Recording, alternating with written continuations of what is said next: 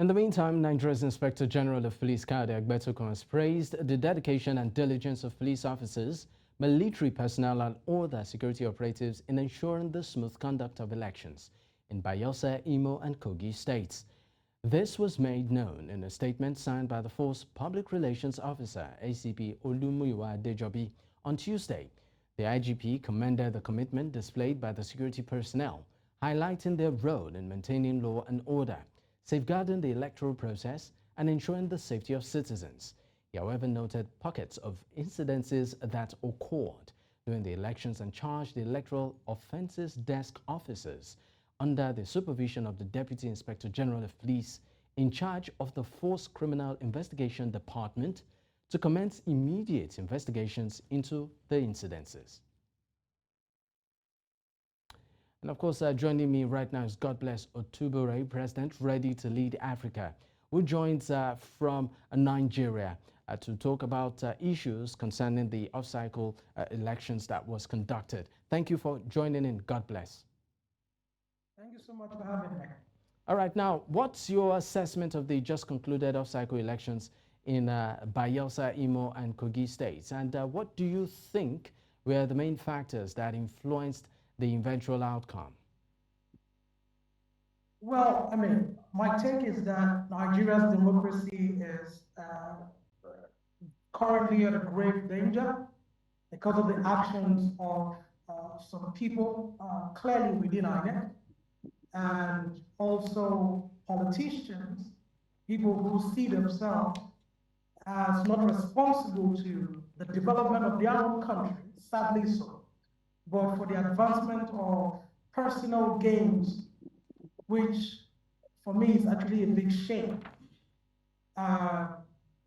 You can see that from across the three states, we experienced things that we were told we would never see again by INEC. And if you see what the military, the police, the DSS, the security architecture, what they did in Kogi was fantastic. But of course, again, you then saw that there was just blatant disregard for the electoral act by forces within INEC. And it's just painful that we can still see the level of vote buying across Imo, Bayelsa, and Kogi that we saw. The blatant pre-filling of election result sheets, especially in Kogi, is just unimaginable. Honestly, as a stakeholder in the process, and the assurances given by the INEC chairman, which we meet with them every now and then to discuss the need to make the process better. To see that that wasn't done is terribly unfortunate. Of course, I do not currently have the information that I need, especially feedback from INEC to say where did this, who went wrong, how did this go wrong, who is responsible. I know right now INEC is doing investigations.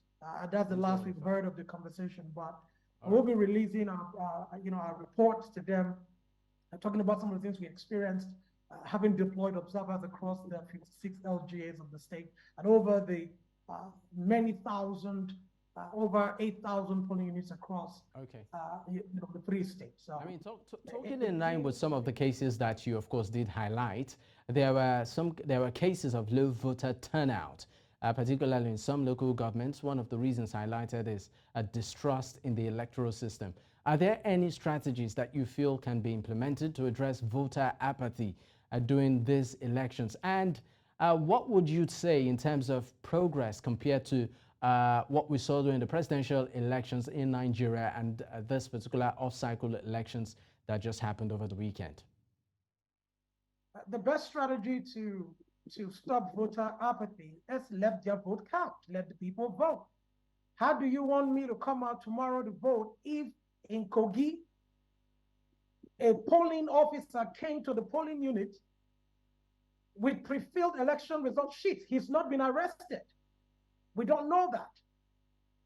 There's no name, so how do you expect me to say that a local government that turned out a certain amount of votes during the presidential election is turning out 3 times the number in the governorship election.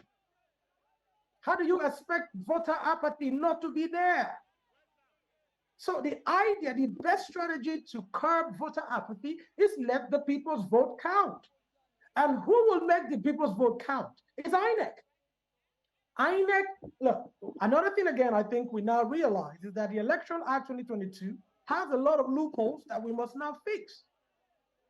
We, celebrated the passage and signing into law of the act in 2022, but clearly what we have is not near where we want to be. So there has to be a lot of reforms, and I'm saying it to the National Assembly, please expect us, we will be back. Again, when you say, I think you asked about voter apathy, and then you asked another question, which I probably may have forgotten now. Yes, basically, okay. I was trying to ask on the, in terms of comparison, would you say that are there levels of improvements compared to what we saw during the presidential elections and what we are seeing, or what we saw during the off-cycle elections over the weekend? Are there levels of improvement in any way? I mean, at this point, because when you look at these issues from a norms perspective, what you do is to be dispassionately clear about what the progress has been and what the retrogression has been. In Kogi, we saw an improvement in security. That is a pass mark for the electoral process. And again, it's also because of the fact that we have ignored what a civil responsibility is and turned it into war. I can't understand how just to choose our next leader, we would have to bring 40,000 policemen. We have to get the military that's supposed to be protecting the territorial integrity of Nigeria and putting them to protect voters who are just going about their civic duty. That is not an improvement.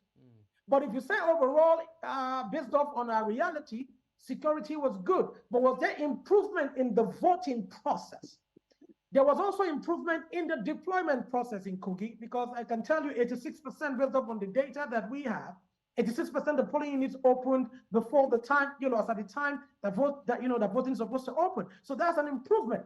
But this is my challenge. This is our challenge as young people and as an organization.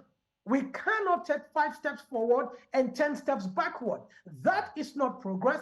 That is motion and not movement. What Nigeria needs right now is movement, not motion. Motion takes 5 steps forward and 10 steps backward. That is not progress. So I can tell you, overall, this is not progress yet. All right. We have a lot more to do. And we're calling those who are responsible to order. We are demanding that Professor Mahmoud Yakubu would, by this show of what has happened in Kogi, Imo, and Bayelsa, especially Kogi, there must be prosecution. And I'm saying it again to the IG of police.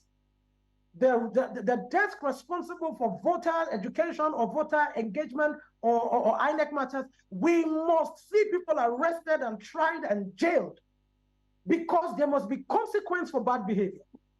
That is how progress is institutionalized and maintained. I mean, this final question, I would appreciate if you can give us a response in about 30 seconds. Now, do you consider democracy the fairest form of government? Who should have the power in a democracy? The leaders, the people they lead, or the courts? Because, if we look at what obtains in Nigeria, do you think that Nigeria is actually ticking those factors or those parameters when we are measuring democracy in its real context? So let me say this. Democracy is still the most respectable system of government that guarantees individual freedom, which is what the human soul yearns for. Nevertheless, there are people in Nigeria that went to school and they were taught that democracy is defined as he who gets what, when, and how. The madness of the many for the benefit of the few. Those people are in a class, in essence, are the people holding Nigeria to ransom. There are some of us that went to school and they taught us that democracy is the government of, by, and for the people. That generation is emerging. That group of people must come to government now and begin to translate that idea into what Nigerians must learn and adopt. And let me say this finally. Democracy is a power tool. It is not a 100-meter dash. Neither is it a marathon. It is a way of life. We will educate our people to understand so that every voter understands the importance of that vote. So what am I saying in essence? Everything we are seeing today, the capacity to know that this is wrong is because we know what is right. And the more we educate our people, the more we empower them to demand, to come out and say, this is not right. But I'm telling Nigerians this, don't give up. This level of darkness that you see is because light is just around the corner. Those guys who have plundered this country, we will rescue it from them. And we will enthrone that democracy that says it is the government of, by, and for the people. All right, God bless. Thank you so much. We are pressed with time. Sincere apologies. Hopefully we'll get to have this conversation some other time. But once again, thank you for joining in on this conversation. God bless. Well, you're watching.